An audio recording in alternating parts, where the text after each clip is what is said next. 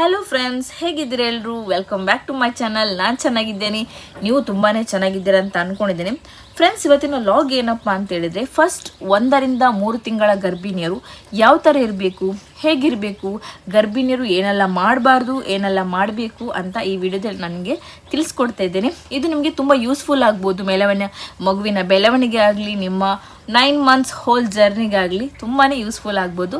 So ಯಾರೆಲ್ಲ ನನ್ನ channel ಇನ್ನೂ ಸಬ್ಸ್ಕ್ರೈಬ್ ಆಗಲಿಲ್ಲ, ಪ್ಲೀಸ್ ಎಲ್ಲರೂ ಸಬ್ಸ್ಕ್ರೈಬ್ ಮಾಡ್ಕೊಳ್ಳಿ. ಸೊ ಇವತ್ತಿನ ಲಾಗ್ ಸ್ಟಾರ್ಟ್ ಮಾಡಿ.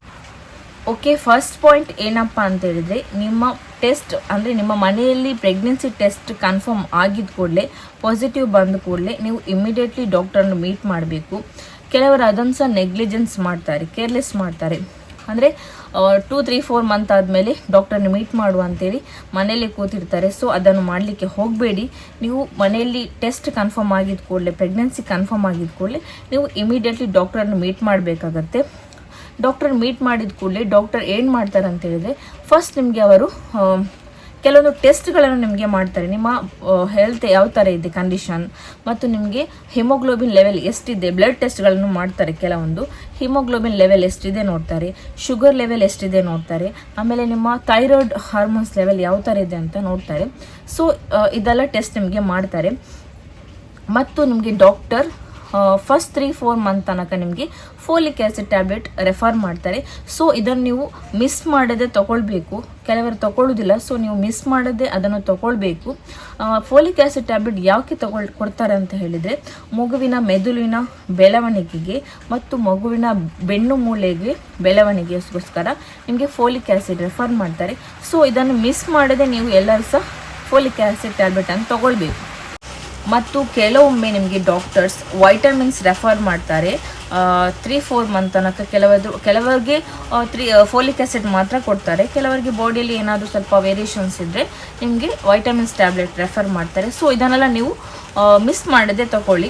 ನಿಮ್ಗೆ ಯಾರಿಗೆಲ್ಲ ಡಾಕ್ಟರ್ಸ್ ನಿಮಗೆ ಫೋಲಿಕ್ ಆ್ಯಸಿಡ್ ಮತ್ತು ವೈಟಮಿನ್ಸ್ ಟ್ಯಾಬ್ಲೆಟ್ ರೆಫರ್ ಮಾಡಿದೆ, ಸೊ ಅದನ್ನು ನೀವು ಮಿಸ್ ಮಾಡದೆ ತಗೊಳ್ಬೇಕು. ಅದು ನಮ್ಮ ಮಗುವಿನ ಬೆಳವಣಿಗೆಗೆ ಮತ್ತು ನಮ್ಮ ಹೆಲ್ತಿಗೆ ತುಂಬಾ ಯೂಸ್ಫುಲ್ ಆಗಿದೆ. ಸೆಕೆಂಡ್ ಪಾಯಿಂಟ್ ಏನಪ್ಪ ಅಂತ ಹೇಳಿದರೆ, ಟ್ರಾವೆಲಿಂಗ್ ಮಾಡುವಾಗ ನೀವು ಆದಷ್ಟು ಅವಾಯ್ಡ್ ಮಾಡಿ. 2-3-4 ಮಂತ್ ಟ್ರಾವೆಲಿಂಗ್ ಮಾಡಲಿಕ್ಕೆ ಹೋಗಬೇಡಿ. 2-3-4 ಮಂತ್ ಅಂತಲ್ಲ, ನೀವು 9 ಮಂತ್ಸ್ ತನಕ ಲಾಂಗ್ ಟ್ರಾವೆಲಿಂಗ್ ಆದಷ್ಟು ಕಮ್ಮಿ ಮಾಡಿ.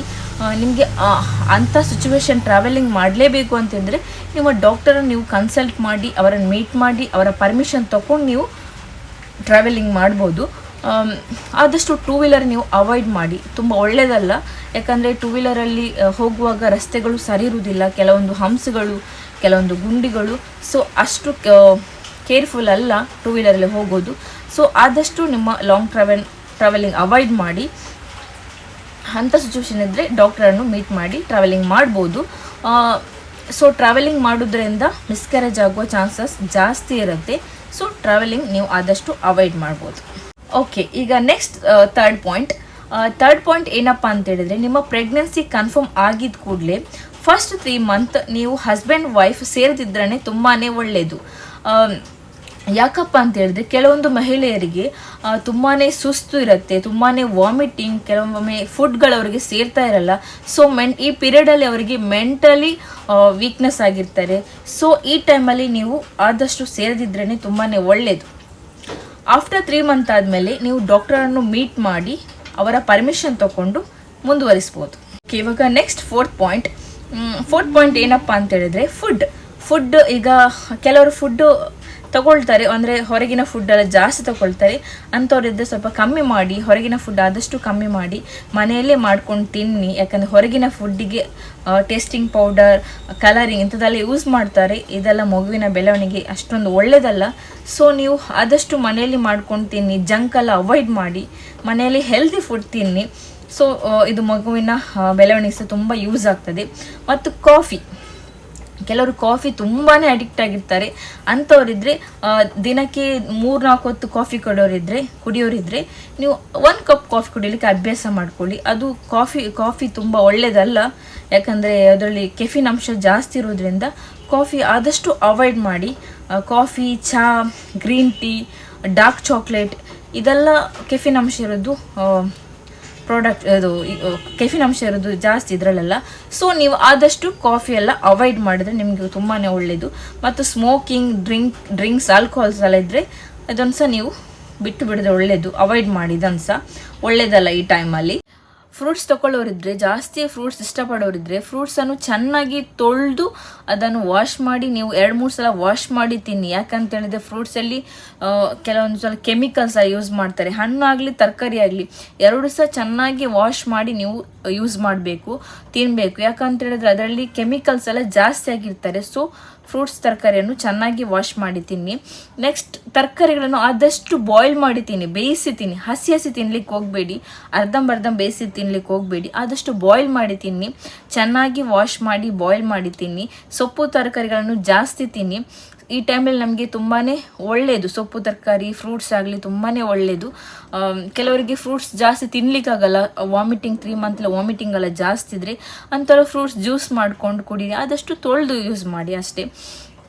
ಮತ್ತು ಮಾಂಸ ಎಲ್ಲ ತಿನ್ನೋರಿದ್ರೆ, ಇಷ್ಟಪಡೋರಿದ್ರೆ, ಮೀನು ಕೋಳಿ ಇಂಥದ್ದೆಲ್ಲ ಪಡೋರಿದ್ರೆ ಅದನ್ನು ಸಹ ತುಂಬಾ ಚೆಂದ ಬೇಯಿಸಿ ತಿನ್ನಿ, ತುಂಬ ಬಾಯ್ಲ್ ಮಾಡಿ ತಿನ್ನಿ. ಅರ್ಧಂಬರ್ಧ ಬೇಯಿಸಿ ತಿನ್ನಬೇಡಿ, ಅದು ಒಳ್ಳೆಯದಲ್ಲ. ಪ್ರೆಗ್ನೆನ್ಸಿ ಟೈಮಲ್ಲಿ ಮಗುವಿನ ಬೆಳವಣಿಗೆಗೆ ಎಫೆಕ್ಟ್ ಆಗ್ತದೆ. ಸೊ ನೀವು ಆದಷ್ಟು ಅದನ್ನು ಬೇಯಿಸಿ ತಿನ್ನಿ. ಜಾಸ್ತಿ ನೀರು ಕುಡೀರಿ. ಮತ್ತು ಜಾಸ್ತಿ ತುಂಬಾ ಕೆಲವರಿಗೆ ವಾಮಿಟಿಂಗ್ ಎಲ್ಲ ಜಾಸ್ತಿ ಇರ್ತದೆ. ಸೊ ಫುಡ್ಡೆಲ್ಲ ಅಷ್ಟೊಂದು ಸೇರ್ತಾ ಇರಲ್ಲ. ಸೊ ಈ ಟೈಮಲ್ಲಿ ನೀವು ಜಾಸ್ತಿಯಾಗಿ ನೀರು ಕುಡೀರಿ. ಮಸಾಲೆ ಪದಾರ್ಥಗಳನ್ನು ಅವಾಯ್ಡ್ ಮಾಡಿ, ಆದಷ್ಟು ಮಸಾಲೆ ಪದಾರ್ಥ ತಿನ್ನೋದು ಕಮ್ಮಿ ಮಾಡಿ. ಖಾರ ಇಂಥೆಲ್ಲ ತಿನ್ಲಿಕ್ಕೆ ಹೋಗಬೇಡಿ. ಯಾಕಂದರೆ ಈ ಟೈಮಲ್ಲಿ ನಮಗೆ ಎದೆ ಉರಿ ಇಂಥದ್ದೆಲ್ಲ ಜಾಸ್ತಿ ಆಗ್ತಿರ್ತದೆ. ಸೊ ಖಾರ ಎಲ್ಲ ತಿನ್ನಲಿಕ್ಕೆ ಹೋಗಬೇಡಿ ಜಾಸ್ತಿ. ಮತ್ತು ಕೆಲವೊಂದು ಫ್ರೂಟ್ಸ್ ತಿನ್ನಲಿಕ್ಕೆ ಡಾಕ್ಟ್ರನ್ನು ಕನ್ಸಲ್ಟ್ ಮಾಡಿ ತಿನ್ನಿ. ಕೆಲವೊಂದು ಫ್ರೂಟ್ಸ್ ಪಪ್ಪಾಯ ಆಗಿರ್ಬೋದು, ಪೈನಾಪಲ್ ಆಗಿರ್ಬೋದು, ಅದನ್ನೆಲ್ಲ ಡಾಕ್ಟ್ರನ್ನ ಕನ್ಸಲ್ಟ್ ಮಾಡಿ ತಿನ್ಬೋದು. ಅದು ಎಷ್ಟು ಬೇಕು ಅಷ್ಟೇ ತಿನ್ನಿ, ತುಂಬ ಲಿಮಿಟ್ಗಿಂತ ಜಾಸ್ತಿ ತಿನ್ನಲಿಕ್ಕೆ ಹೋಗಬೇಡಿ. ಸೊ ಡಾಕ್ಟ್ರನ್ನು ಕನ್ಸಲ್ಟ್ ಮಾಡಿ ತಿನ್ಬೋದು. ಇಷ್ಟೆಲ್ಲ ಈ ಅಂಶಗಳು ನಿಮಗೆ ಪ್ರೆಗ್ನೆನ್ಸಿ 2-3 ಮಂತಲ್ಲಿ ನಿಮಗೆ ತುಂಬ ಯೂಸ್ಫುಲ್ ಆಗ್ತದೆ. ಸೊ ಇದನ್ನೆಲ್ಲ ನೀವು ಫಾಲೋ ಮಾಡಿ, ನಿಮ್ಮ 3-4 ಮಂತ್ ಅಲ್ಲ 9 ಮಂತ್ಸ್ ತನಕ ನಿಮಗೆ ಯಾವ ಪ್ರಾಬ್ಲಮ್ಮು ಆಗಲ್ಲ. ಸೊ ಇಷ್ಟು ಹೇಳಿ ಇವತ್ತಿನ ಲಾಗ್ ನಾನು ಮುಗಿಸ್ತಾ ಇದ್ದೀನಿ. ಇವತ್ತಿನ ಲಾಗ್ ನಿಮಗೆ ಇಷ್ಟ ಆಗಿದ್ರೆ ಪ್ಲೀಸ್ ಕಮೆಂಟ್ ಮಾಡಿ, ಸಬ್ಸ್ಕ್ರೈಬ್ ಮಾಡಿ, ಲೈಕ್ ಮಾಡಿ, ಶೇರ್ ಮಾಡಿ ಹಾಗೂ ಕಮೆಂಟ್ ಮಾಡಿ. ಇಷ್ಟು ಹೇಳಿ ಇವತ್ತಿನ ಲಾಗ್ ಮುಗಿಸ್ತಾ ಇದ್ದೀನಿ. ಟಾಟಾ, ಬಾಯ್.